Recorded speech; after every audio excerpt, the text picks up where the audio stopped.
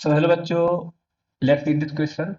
A car 2 meter long and 3 meter wide is moving at 13 meter per second when a bullet hit, making an angle theta is equals to tan inverse 3 by 4 with car as seen from the street. The bullet enters the edge of corner and passes out diagonally opposite. यानी कि हमें जो कहा जा रहा है अभी हम बताते हैं. Neglecting any interaction between bullet and car, find the time for the bullet to cross the car. तो यहाँ पर हमें क्या पूछा जा रहा है बेटे कि जो हमारा बुलेट है वो फेंका तो भले ऐसे गया लेकिन वो निकलता है बेटे ऐसे डायरेक्ट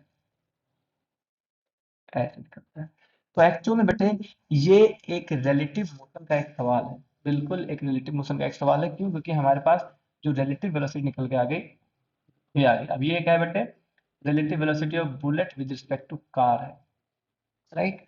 अब ये क्या होगा?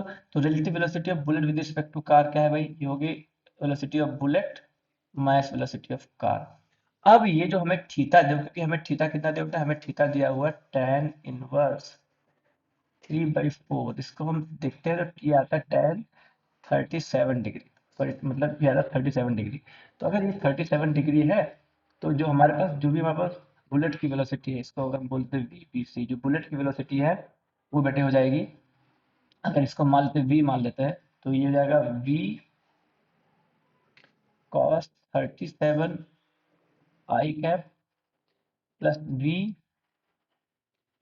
साइन 37 जे कैप और माइनस, क्योंकि वी सी कार की स्पीड तो बेटे हम लेंगे माइनस का 13 आई कैप. तो तब अगर हम सभी आई कैप वालों को एक साथ ले लें तो हम क्या लिखेंगे? वी, अब अगर इसकी वैल्यू रख देते हैं तो ये आ जाएगा 4/5 माइनस 13 ब्रैकेट में आई कैप और प्लस 3v/5 जे कैप. राइट. अब क्योंकि अब ये आगे बेटा क्या?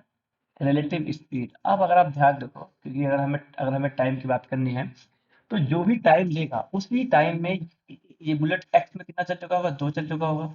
और वाई में कितना चल चुका होगा? 3 चल चुका होगा. राइट. तो अगर हम एक्स एक्सिस की बात कर लेते हैं, एक्स एक्सिस की, if we talk about X axis, तो एक्स एक्सिस में हम क्या लगाएंगे भाई? हम जानते हैं हम यहाँ पर लिखते जो भी हम जानते हैं v is equal to D by T होता है. यानी कि speed is equal to distance upon time होता है. तो डिस्टेंस इज इक्वल टू होता है स्पीड इनटू टाइम. ये हम जानते हैं. तो एक्स एक्सिस के लिए लगाएंगे तो एक्स में कितना चल रहा है भाई? एक्स में सिर्फ 2 चल रहा है तो हम लिखेंगे 2 बराबर एक्स में स्पीड कितनी है? 4v/5 - 30 into T. अगर हमें यही वाई में लगाना है तो वाई में कैसे लगाएंगे बेटे? हमारा वाई में कितना चल रहा है? 3 चल रहा है. 3 = 3v/5 इंटू टी, क्योंकि 5 हमारी ये वाली स्पीड थी. अब ये रही क्वेश्चन वन, ये रही क्वेश्चन टू. जब हम इन दोनों को सॉल्व करते हैं तो इन दोनों को सॉल्व करने पर बेटे हमारे पास v की value on solving these two, on solving अगर हम इनको सॉल्व करेंगे तो यहाँ से v की वैल्यू आ जाती है 32.5 मीटर पर सेकेंड. और हम इसी v की वैल्यू को इक्वेशन नंबर 2 में रख देंगे. पुट